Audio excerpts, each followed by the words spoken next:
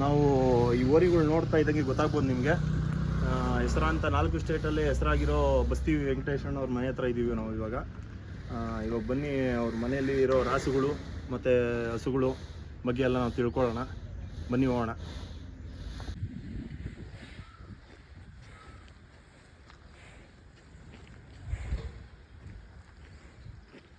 ಎಲ್ಲ ಕರೆದಾರ ಅವ್ರ ಕಡೆ ಅರ್ನಾಪುರ ದೂರದ್ರು.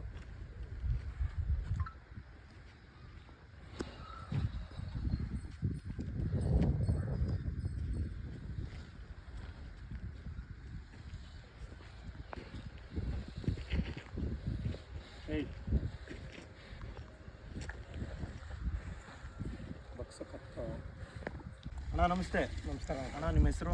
ವೆಂಕಟೇಶ್ ಅಂತ. ವೆಂಕಟೇಶ್, ದೊಡ್ಡ ಬಸ್ತಿ ವೆಂಕಟೇಶ್ ಅಂತ.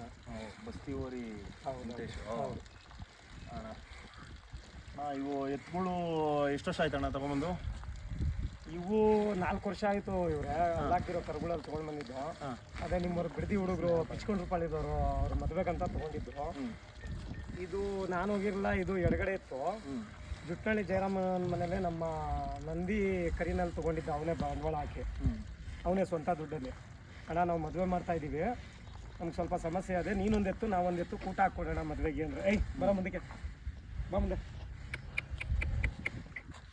ಹಂಗಂತ ಹೇಳಿದ್ಮೇಲೆ ಸರಿ ಆಯಿತು ಅಂತ ಈ ಎತ್ತಿಗೆ ನಾವೇ ಬಂಡವಾಳ ಹಾಕುವ. ಒಡೆಯ ಅಧ್ಯಕ್ಷ ಅದು ಒಂಚೂರು ಮುಂದಕ್ಕೆ. ಎರಡಲ್ಲಿಗೆ ಬರೋ ಸ್ಟೇಜಲ್ಲಿ ಆಮೇಲೆ ಕೇಳಿದ್ರು ಸುಮಾರು ಜನ, ಎಲ್ಲ ಬೆಲೆಗಳು ಹಂಗೆ ಹಿಂಗೆ ಕೇಳಿದ್ರು. ಆಮೇಲೆ ಆಯಿತು ಕೊಡೋಣ ಅಂದ್ಕೊಂಡು ಏನೋ ಹುಲ್ಲಿನ ಕೂಡ ಇದ್ರು, ಸೇರಿಕೊಂಡು ಎರಡಲ್ಲಲ್ಲಿ ಯಾರಿಗೋ ಒಬ್ರು ಕೊಟ್ಟಿದ್ದು. 4 ಜಾತ್ರೆಯಲ್ಲಿ ಫ್ರೀಜ್ ಮಾಡ್ಕೊಂಡ್ರು ಬಾಡಿಗೆ ಶೋಕಿಗೆ. ಬಂಡವಾಳ ಹಾಕಿ ಬರೀ 1001 ರೂಪಾಯಿನೇ ಕೊಟ್ಟಿದ್ದು. ಇಲ್ಲ ರೀ, ನಿಮ್ಮ ಕೈ ನಿಂತೋಗೋದೆ ಬೇಡ, ಇದೇನಾಯ್ತು ತೊಗೊಂಡೋಗಿ ಜಾತ್ರೆ ಮಾಡ್ಕೊಂಡು ಕೊಡ್ರಿ ಅಂತ ಅಂದರೆ, ಇಲ್ಲ ಬಂಡವಾಳ ತೊಗೊಳ್ತೀನಿ ಕೊಡ್ತೀನಿ ಅಂತ ಕೊಡಲಿಲ್ಲ ದುಡ್ಡು. ಆಮೇಲೆ ನನ್ನವಲ್ಲ ಇವು ದನ. ಅವಾಗ ಆ ಹುಡುಗ ತೊಗೊಂಡಿದ್ದ, ಅವ್ರ ಗಲಾಟೆ ತೊಡಿಯೋಕ್ಕಾಗಲಿಲ್ಲ. ನೋಡಪ್ಪ, ನಿನ್ನ ಕೈಲಿ ದುಡ್ಡು ಕೊಡೋಕ್ಕಾಗಲ್ಲ, ದನ ಹೊಡೆದ್ಬಿಡಿ ಇದಕ್ಕೆ ಅಂತ ಅಂದು ದನ ಮತ್ತೆ ಇದು ಮಾಡ್ಕೊಂಡು ಆಮೇಲೆ ಇದನ್ನು ನಾವೇ ತೊಗೊಂಡು ಮತ್ತೆ ಸಿಂಗಲ್ 2.5 ಲಕ್ಷಕ್ಕೆ ಮಡಿಕೊಂಡು ಕರಾನ ಮಡಿಕೊಂಡ್ಮೇಲೆ ಇವು ನಿಂತವಪ್ಪ ಮನೇಲಿ. ಇವಾಗ ಟೋಟಲ್ ಎಷ್ಟು ಜೊತೆ ಆಗೋಣ ನಿಮ್ಮ ಮನೆಯಲ್ಲಿ? ನಮ್ಮ ಮನೆಯಲ್ಲಿ 3 ಜೊತೆ ಇತ್ತು. 3 ಜೊತೆ ಎತ್ತವೆ, 1 ಜೊತೆ ಹಳ್ಳಿ ಕಾರ ನಾಟಿ ಹಸುಗಳವೆ, ಅವು ಕರುಗಳು 3 ಜೊತೆ 2 ಜೊತೆ ಅವೆ. ಇಷ್ಟವಪ್ಪ ನಮ್ಮ ನಾಟಿ ಹಳ್ಳಿ ಕಾರು ಮಾತ್ರ. ಇಷ್ಟು ಜೊತೆ ಇದೆಯಲ್ಲ, ಸಿಟಿಲಿ ಹೆಂಗೆ ಮೇಂಟೈನ್ ಮಾಡ್ತೀರಾ ಸರ್? ಸಿಟಿ ಅಂದರೆ ನಾವೇನು ಸಿಟಿ ಇದು ಹೇಳ್ಬೇಕಾದ್ರೆ ಕೆಂಪೇಗೌಡ ಬಡಾವಣೆನೇ ಇದು. ಅದೆಲ್ಲ ವಿಶೇಷವಾಗಲೇ ಬಿಟ್ಟು ಫುಲ್ ಸಿಟಿ ಆಗೋಗಿದೆ. ಇದಿನ್ನ ಸಿಟಿ ಆಗಿಲ್ಲ. ಕಾರಣ ಇಷ್ಟೇ, ಮಧ್ಯದಲ್ಲಿ ಜಾಗಗಳಿವೆ, ಇಲ್ಲೇ ವ್ಯವಸಾಯ ಮಾಡ್ಕೊತೀವಿ, ಆಮೇಲೆ ಕೊಂಡ್ಕೊಂತೀವಿ. ಹುಲ್ಸಾಲಿಲ್ಲ ಅಂತ ನೋಡಿ ಆ ಮೆದೆ ಅಂಥದ್ದೊಂದು ಮೆದೆ ಖಾಲಿ ಆಗೋಯ್ತು. ಈಗ ತಿರ್ಗಾ ಸುಮ್ಮನೆ ನಿಂತ್ಕೊಳ್ಳೋ, ತಿರ್ಗಾ ಇನ್ನೊಂದು ಮೆದೆ ಹುಲ್ ತೊಗೊಂಡು ನಮಗಿದೆ ಹವ್ಯಾಸ. ಆಮೇಲೆ ಬೇರೆ ನಮಗೇನು ಬೇರೆ ಶೋಕಿಗಳಿಲ್ಲ, ಬೇರೆ ಸಂಪ್ರದಾಯಗಳು ಅವು ಇವೇನಿಲ್ಲ. ಚಿಕ್ಕದ್ರಿಂದ ನಾವು ಆರಾಮ ಮಾಡಬೇಕು, ದನ ಕರ ಕಟ್ಟಬೇಕು, ಇದ್ರ ಮೇಲೆ ಒಲವು. ಏನು ಮಾಡ್ತೀರಾ, ಬಸವಣ್ಣನ ಪ್ರೀತಿಯಿಂದ ಮಾಡಲೇಬೇಕು. ಏನೇ ಕಷ್ಟ ಇರ್ಬೋದು, ಸುಖ ಇರ್ಬೋದು. ಅಣ್ಣ, ಇದು ನೀವು ಬೇರೆ ಗಿರಸು ಅವು ಇವು ಇದೆಯಲ್ಲ? ಇಲ್ಲ, ಕಾರನೇ ಜಾಸ್ತಿ ಸಾಕಿದ್ದೀರ ಸರ್. ನಮಗೆ ಎಮ್ಮೆ ಸಾಕಿರೋದು ಏನಕ್ಕೆ ಅಂದರೆ, ಇವು ಕಾಲ್ಗೋಸ್ಕರ ಸಾಕೊಂತೀವಿ ಅಷ್ಟೇ ನಾವು. ನಮಗೆ ಹಳ್ಳಿ ಕಾರ್ ಬಿಟ್ಟ ಮೇಲೆ ಬೇರೆ ದನಗಳೆಲ್ಲ ನಮಗೇನು ಇಷ್ಟ ಇಲ್ಲ. ಏನೇ ಇದ್ರೂ ನಮಗೆ ಮಾಡೋಕ್ಕಾಗಲ್ಲ. ಸೀಮೆಸ್ಗಳ ಕೆಲಸ, ಗಿರೆ ಆಗಲಿ ಸೀಮೆಸ್ಗಳಾಗಲಿ ಇವೆಲ್ಲ ಇವತ್ತಿನ ಕಾಲದಲ್ಲಿ ಸರ್. ಬೇಕಾದ್ರೆ ಈ ರಾಜಕೀಯದವ್ರ ಹಿಂದೆ ಪುಕ್ಷಾಟೆ ಸಂಪಾದನೆ ಬರುತ್ತೆ ಅಂದ್ಬಿಟ್ಟು ಜನ ಓಡಾಡ್ಬಿಡ್ತಾರೆ. ಈ ಆರಂಭಕ್ಕೆ ಬೇಕಾದ್ರೆ 100 ರೂಪಾಯಿ ಜಾಸ್ತಿ ಆದರೂ 500 ಕಿಲೋಮೀಟರಿಂದ ಬಂದು ಇಲ್ಲೆಲ್ಲ ರೈತರು ಕೆಲಸ ಮಾಡ್ತಾವ್ರೆ. ಅವ್ರಿಗೆ ಕರೆದು 100 ರೂಪಾಯಿ ಜಾಸ್ತಿ ಕೂಲಿ ಕೊಡ್ತೀವಿ ಅಂದರೆ ಬಂದ್ ಮಾಡಿಬಿಡ್ತಾರೆ ದಿನದ ಕೆಲಸ. ಈ ದನಕರ ಸಾಕೋ ಹವ್ಯಾಸ ಏನಾದೆ ಅಂದರೆ ಪ್ರತಿಯೊಬ್ಬರ ಮನೆಯಲ್ಲೂ ಅಷ್ಟೇ ಸರ್. ಇವಾಗ ಒಬ್ಬ ಗೌರ್ಮೆಂಟ್ ಸಂಬಳಗಿಂತ ಜಾಸ್ತಿ ಕೊಡಬೇಕು, ಲೇಬರ್ ತರ್ಕೋಬೇಕು ಅಂದರೆ ಯಾವ ಈ ಎತ್ತುಗಳು ಸಾಕಾಕಿ ಈ ಹಳ್ಳಿಕಾರ ಬಗ್ಗೆ. ಆಮೇಲೆ ಅನುಭವ ಇರೋರೇ ಬರಬೇಕು. ಬೇರೆಯವರೆಲ್ಲ ಕರೆದು ಅದೇನೋ ಹಿಂದೆ ಗಾದೆ ಮಾತಲ್ಲಿ ಹೇಳ್ತಾರೆ, ಎತ್ತಿದ್ರೆ ಕೊಟ್ಟಿಗೆ ಕಟ್ಟಾಕು ಅನ್ನೋ ಮಾತಲ್ಲ ಇದು. ಎತ್ತೇ ಬೇರೆ, ದನನೇ ಬೇರೆ. ಈಗ ಎತ್ತನ ಸಾಕು ಅನುಭವ ಇರೋರೇ ಕರ್ಕೋಬೇಕು. ಅಂಥವ್ರು ಯಾರು ಸಿಗಲ್ಲ, ಸಿಗೋದು ಅಪರೂಪ. ಸಿಕ್ಕೋರು ತುಂಬ ದಿನ ಇರೋಲ್ಲ. ಯಾರ ಮನೇಲೇ ಆಗಲಿ, ನನ್ನ ಮನೇಲೆ ಅಂತ ಅಲ್ಲ. ಈಗ ನನ್ನ ಮನೇಲಿ ಒಂದು 7-8 ಜನ ಲೇಬರ್ಗಳಿದ್ದು ಹೋಗ್ಬಿಟ್ಟು ಅವರೆಲ್ಲ ಅಡ್ವಾನ್ಸ್ಗಳು ಇಸ್ಕೊಂಡು ಇನ್ನೊಂದು ಮತ್ತೊಂದು ಮಾಡಿ. ಆಮೇಲೆ ಕೆಲವರು ಪಾಪ ದನ ಕರ ಇರೋರು ಅವರೆಲ್ಲ ಮಾಡ್ಕೊಳ್ಳೇಬೇಕು. 1 ಜೊತೆ ಆದರೆ ಒಬ್ರು ಮೇಂಟೈನ್ ಮಾಡ್ಬೋದು. 2 ಜೊತೆ 3 ಜೊತೆ 4 ಜೊತೆ ಇದ್ದಾಗ, ಹಸುಗಳು ಜಾಸ್ತಿ ಇದ್ದಾಗ ಕೈ ಸಪೋರ್ಟ್ ಇರಬೇಕು.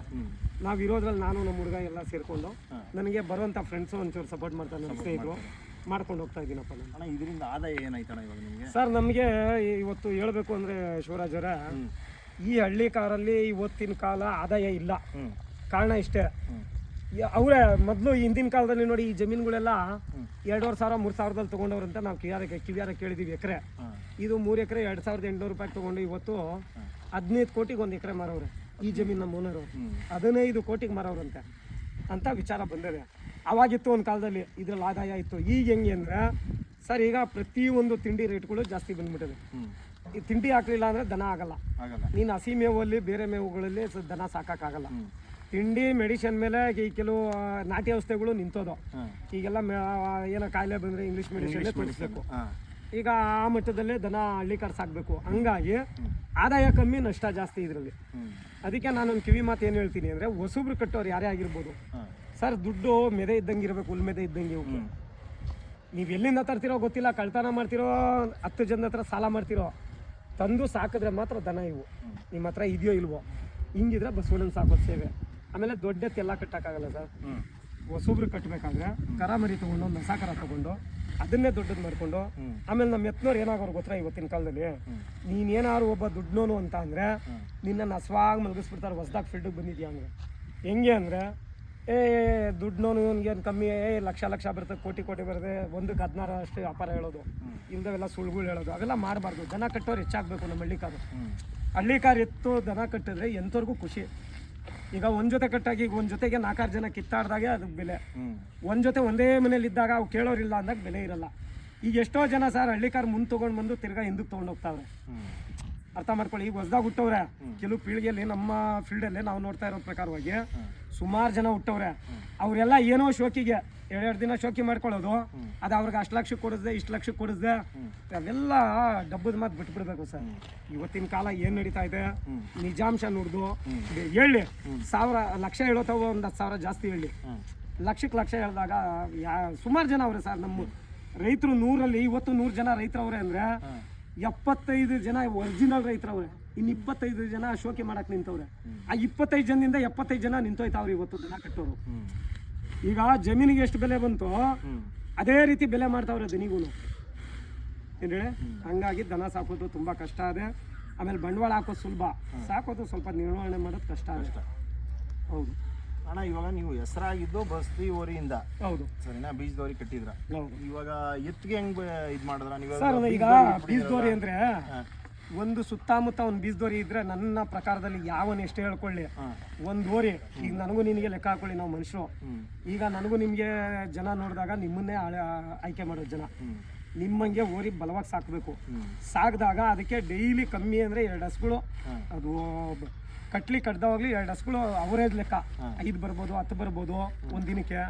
ಸುತ್ತಮುತ್ತ ಆಮೇಲೆ ಇವು ಸಿಟಿ ಏರಿಯಾ, ನಾವು ಓರಿ ಕಟ್ಟಕ್ಕಾಗಲ್ಲ. ಈಗ ಯಾಕಾಗಲ್ಲ ಅಂದರೆ ಈಗ ನಮ್ಮ ಓರಿ ಹುಡಿಕೊಂಡು ಬರಬೇಕು ಅಂದರೆ ಇಲ್ಲಿ ಅಕ್ಕಪಕ್ಕ ಒಂದು 10 ಹಳ್ಳಿ ಜನ ಇದ್ದು, ಒಂದು ಹಳ್ಳಿ ಒಂದು 100-150 ದನ ಇದ್ರೆ ಮನೆಗೆ ಒಂದೊಂದು ಜೊತೆ 2 ಜೊತೆ ನಾಟಿ ಹಸುಗಳಿದ್ದಾಗ ಓರಿ ಕಟ್ಬೋದು. ಈಗೇನಾಗದೆ ಸಿಟಿ ಏರಿಯಾ, ಒಂದು ದಿನ ದನ ಬರಲಿಲ್ಲ ಅಂದರೆ ಓರಿ ತಡಿಯೋಕ್ಕಾಗಲ್ಲ. ಇದೇ ಬೀಜ ಚಚ್ಚಿರೋ ಇತ್ತು ಇವತ್ತು ಇನ್ನ 2 ಜೊತೆ ಇದ್ರು ನಾನು ಒಬ್ಬನೇ ಸಾಕ್ತೀನಿ. ಅದೇ ಒಂದು ಓರಿ ಸಾಕಬೇಕು ನೀವು. ಆಮೇಲೆ ಎಷ್ಟೋ ಜನ ತೊಡೆ ತಟ್ಟಿರೋರೆಲ್ಲ ಯಾರಿಗೂ ಗೊತ್ತಿದ್ದಂಗೆ ಲೀಸ್ಟ್ ಇಲ್ದಂಗೆ ಎತ್ತು ಮಾರ್ಬಿಟ್ಟವ್ರು, ಬೀಜದೋರಿ ಮಾರ್ಬಿಟ್ಟವ್ರೆ. ಅವು ಒಬ್ಬರ ತಡಿಲಾರ್ದ. ಯಾಕೆ ಅಂದರೆ ಅವೆಲ್ಲ ಗೊತ್ತು ನನಗೆ. ಬೀಜದೋರಿ ಖರ್ಚು ಜಾಸ್ತಿ ಬರ್ತದ, ಇದು ಖರ್ಚು ಜಾಸ್ತಿ ಬರ್ತದ ಸರ್? ಬೀಜದೋರಿಲಿ ಏನು ಖರ್ಚಿಲ್ಲ, ಆಳು ಒಂದು ದೀರ ಬೇಕಲ್ಲಿ. ಬೀಜದೋರಿ ಯಾವುದೇ ಕಾರಣಕ್ಕೂ ಖರ್ಚು ಬರಲ್ಲ. ಅದು ದುಡಿತಾ ಇರ್ತದೆ, ಅದು ದುಡಿತದೆ. ಮನೆ ಮುಂದೆ 2 ಆಳು ಇರಬೇಕು. ಎಲ್ಲೇ ಹೋಗ್ಲಿ, ಮನೇಲಿ ಯಾವುದೇ ಒಂದು ಊರಿಗೆ ಹೋಗ್ಲಿ, ಒಂದು ಸಾವು ಫಂಕ್ಷನ್, ಇನ್ನೊಂದು ಮತ್ತೊಂದು ಮದುವೆ, ಮುಂಜೆ ಕಷ್ಟ ಸುಖ ಏನೇ ಬಂದ್ರು ಮನೇಲಿ 2 ಆಳು ಇರಬೇಕು. ಅದಿದ್ರೆ ಬೀಜದೋರಿ. ಆಮೇಲೆ ಆಳುವಂಥ ದಕ್ಷತೆ ಇದ್ದು ಸುತ್ತಮುತ್ತ ದನ ಇರಬೇಕು. ಎಲ್ಲರೂ ಬೀಜದೋರಿ ಕಟ್ಟಕ್ಕಾಗಲ್ಲ ಸರ್. ನಮ್ಮ ಪ್ರಕಾರ ಒಂದು ಓರಿ ಇದ್ರೆ ಸುತ್ತ 16 ಊರು ದನ, ಒಂದು ಹೋಬಳಿ ದನ ಒಂದೇ ತಿಂತದೆ. ಪ್ರತಿಯೊಬ್ಬರು ಸುಮ್ಮನೆ ಶೋಕಿ ಕಟ್ಕೊಳ್ಳೋದು ಓರಿಗಳು ಅಷ್ಟೇ. ಒಂದು ಓರಿ ಇದ್ದಾಗ ಅವು ಕೆಲವು ನಿಂತೋಯ್ತವೆ, ಅದ್ರ ಜೊತೆಗೆ ಇನ್ನೊಂದು ಓರಿ ತರಬೇಕು ಎಲ್ಲ ಮಾಡಿದಾಗ ಸರ್ ಬೀಜದೋರಿಲಿ ಏನೂ ಮೋಸ ಏನಿಲ್ಲ. ಬಟ್ ಹಳ್ಳಿಕಾರ ದನ ಉಳಿಬೇಕು. ನಮಗೆ ಇಲ್ಲ ಅನುಕೂಲ ಇಲ್ಲ ನಾವು ಓರಿ ಕಟ್ಟಾಕೆ. ನಾವು ಓರಿಲೇ ಹೆಸರಾಗಿದ್ದಿಲ್ಲ ಅನ್ನಲಿಲ್ಲ. ಊಟವು ಮೊದಲು ಕಟ್ಟಿದ್ದೀವಿ ಅಂತ ಕರುಗಳು ಕಟ್ಟಿದ್ದೀವಿ. ಬಟ್ ಅದೊಂದು ಓರಿ ನಮ್ಗೆ ಹೆಸರು ತಂದು ಕೊಟ್ಟಿರೋ ದೆಸೆಯಿಂದ ನಾನು ಇಲ್ಲ ಅಂತ ಹೇಳಲ್ಲ.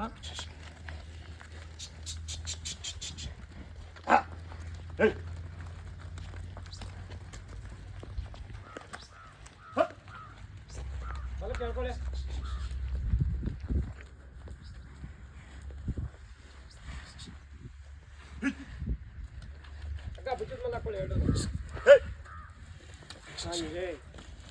ಬಿಡ್ರಿ.